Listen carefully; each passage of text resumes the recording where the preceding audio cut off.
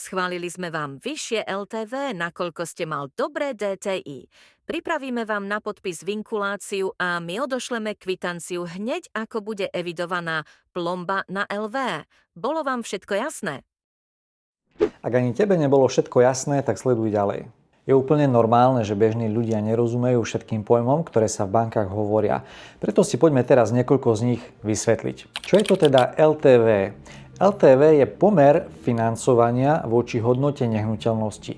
Zjednodušene povedané, koľko percent z hodnoty nehnuteľnosti vám banka prefinancuje formou úveru. Príklad, ak má byt hodnotu 100 000 eur a LTV je 80%, znamená to, že banka vám dá úver vo výške 80% hodnoty nehnuteľnosti. Pri domoch a bytoch je to štandardne tých 80 až 90%, pri pozemkoch 50, 60, prípadne 70%. DTI hovorí o tom, aký je limit na celkovú zadlženosť. To znamená, ako môžeš byť maximálne zadlžený. Pri ľuďoch do 40 rokov je to číslo 8. Je to teda 8 násobok ročného príjmu. Pri ľuďoch nad 40 rokov sa toto číslo ale zmenšuje. Teda čím si starší a máš viac ako 40 rokov, tým menší úver dostaneš od svojej banky. Vinkulácia. Vinkulácia je poistné plnenie v prospech banky z poistenia nehnuteľnosti, ktoré máš. Znamená to, že keď sa podpisuje úverová zmluva, k tomu musíš dokladať aj poistenie svojej nehnuteľnosti. A vinkulácia je tzv. Pojítko medzi bankou a poisťovňou. Čiže ak by sa poškodila nehnuteľnosť, dajme tomu vyhorela, tak poisťovňa vie, kam máte peniaze poslať a teda s bankou sa priamo spojí.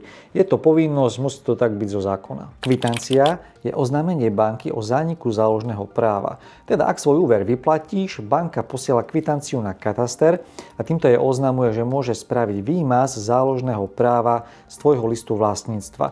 Teda tvoje LVčko bude čisté a záznam o žiadnom úvere tam už nebude. Bonita. Bonita vyjadruje tvoju hodnotu voči banky. Teda ako si dobrý, ako si bohatý, koľko máš peniazy, aký máš príjem, aký máš titul. Bonita, čím vyššiu bonitu máš, tým si pre banku lepší a dôveryhodnejší a môžeš dostať aj lepšie podmienky. Čím máš horšiu bonitu, tým máš samozrejme horšie podmienky, prípadne nedostaneš vôbec žiadny úver. A údaj RPMN. Zjavne ste už o ňom niekedy počuli. RPMN je to ročná percentuálna miera nákladov. Znie to zložito, ale je to v podstate veľmi jednoduché. Dám príklad.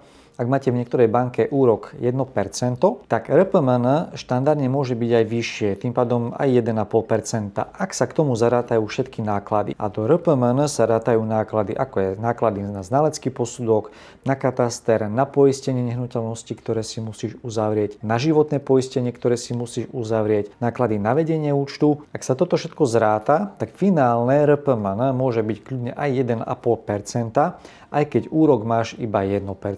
Na čo si dávaj pozor? Čím nižšie RPMN, tým lepšie pre teba. Ak chceš byť v obraze a nestratiť sa vo svete realít a financií, tak sleduj ďalej naše videá. Budeme radi. Daj odber a like. Čau.